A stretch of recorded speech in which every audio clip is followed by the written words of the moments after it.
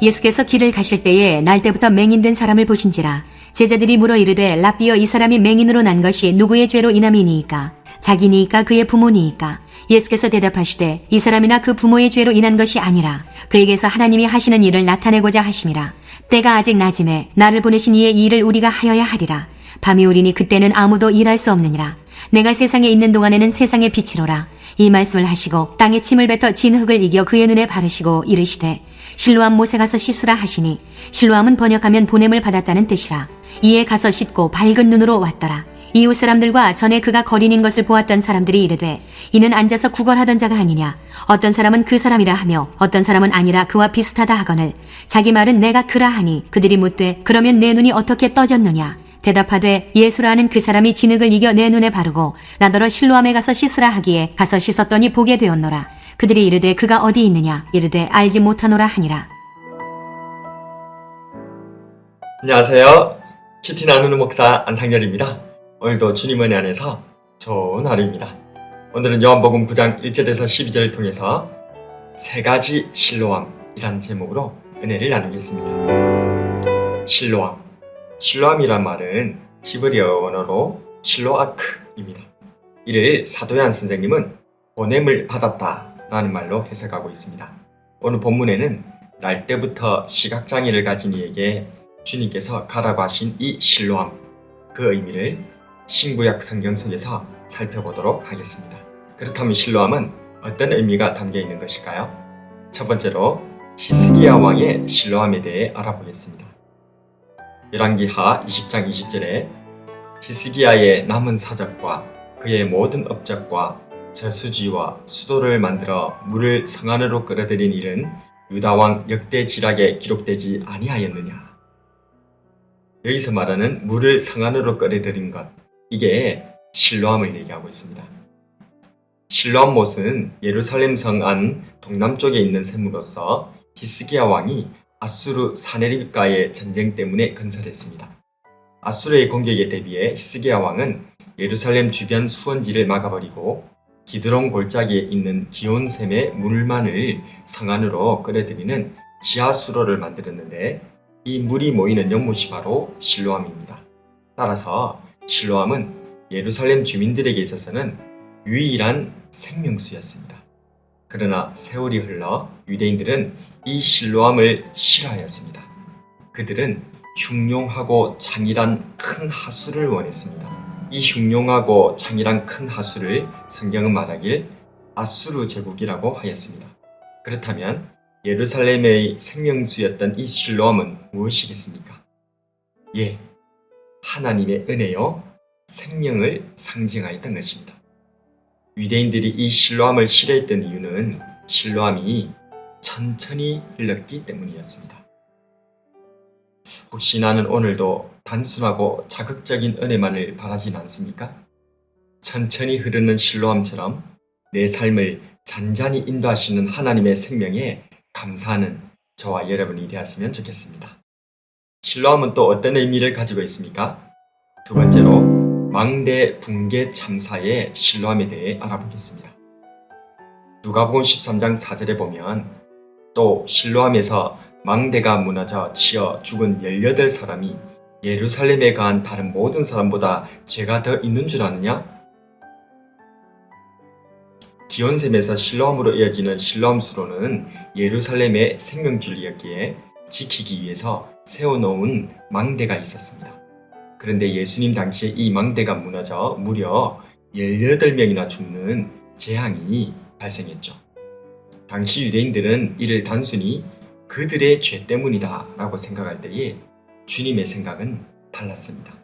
누가복음 13장 3절과 5절에 너희에게 이르노니 아니라 너희도 만일 회개하지 아니하면 다 이와 같이 망하리라.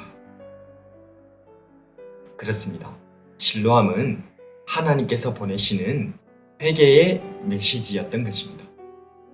우리는 현재 포스트 코로나라는 시대를 맞이하였습니다. 전 세계적인 팬데믹 현상으로 평상시 우리가 누리던 아주 사소한 생활조차도 사치가 되어버렸습니다. 심지어 예배드리는 것조차도 세상 사람들에게 혐오로 비춰지고 있는 현실입니다. 조심스러운 말이긴 하지만 코로나 초기에 한 이단 종교 집단에서 대규모 감염이 일어났었을 때에 우리는 그들에게 임한 하나님의 심판이라고 쉽게 말했었습니다. 그러나 오늘 본문의 실로암 사태를 통해 주님께서는 말씀하십니다. 너희도 만일 회개하지 아니하면 다 이와 같이 망하리라. 실로암은 어떤 의미를 가지고 있습니까? 마지막으로 오늘 본문의 시각장애인의 실로암에 대해서 살펴보겠습니다. 본문 7절에 이르시되 실로암 못에 가서 씻으라 하시니 실로암은 번역하면 보냄을 받았다는 뜻이라. 이에 가서 씻고 밝은 눈으로 왔더라. 주님께서는 말씀만으로도 장애와 질병을 치료하시고 심지어 죽은 사람도 살리시는 권능의 하나님이십니다. 그런데 왜 이번에는 땅에 침을 뱉어 진흙을 이겨 그의 눈에 바르신 후 실로암 못에 가서 씻으라 라고 명령하셨을까요? 본문의 시각장애인의 입장에서 한번 생각해 보기를 원합니다. 낯선 선지자가 어두운 자신의 눈에 진흙을 바릅니다. 안 그래도 어두운 눈이 더욱 어두워집니다. 온갖 불안한 생각과 걱정, 공포와 의심이 머리를 헤집어 놓습니다. 게다가 캄캄한 암흑 속을 물어 실로암까지 찾아갈 때는 또 어땠을까요? 그 과정과 시간이 너무나도 두렵고 길게 느껴졌을 것입니다. 그렇습니다. 시각장애인에게 이 과정은 믿음의 시련이었습니다. 누구나 주님을 믿기까지 자신의 죄와 연약함과 싸워야 하는 믿음의 시련이 있습니다. 본문의 시각장애인에게는 이 실로암 못에 이르는 일련의 과정들이 믿음의 시련이었던 것이고요. 그러나 그는 끝까지 주님을 믿었고 또 순종하여서 결국 실로암이라는 구원을 경험하게 됩니다. 실로암, 보냄을 받은 자. 그렇습니다. 하나님께로부터 보냄을 받은 자, 우리를 구원하시는 구세주, 실로암의 실체는 바로 예수님이셨던 것입니다. 예루살렘의 생명수였던 천천히 흐르는 실로암이신 예수님, 회개하지 않으면 우리도 망하게 됨을 가르치신 예수님, 시각장애인에게 밝은 빛으로 구원하신 그리스도 예수님이 바로 실로암 되심을 믿고 만나시는 저와 여러분이 되길 주님의 이름으로 축복합니다. 오늘의 묵상과 기도. 첫 번째로, 나는 육신적이고 자극적인 은혜만을 더 바라지 않았는가?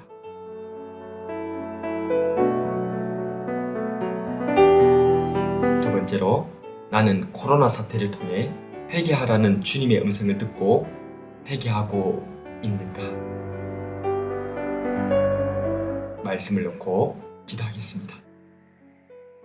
천천히 흐르는 생명수이시며 회개하라 외치시며 광명한 빛으로 인도하시는 실로암 되신 예수님을 찬양합니다.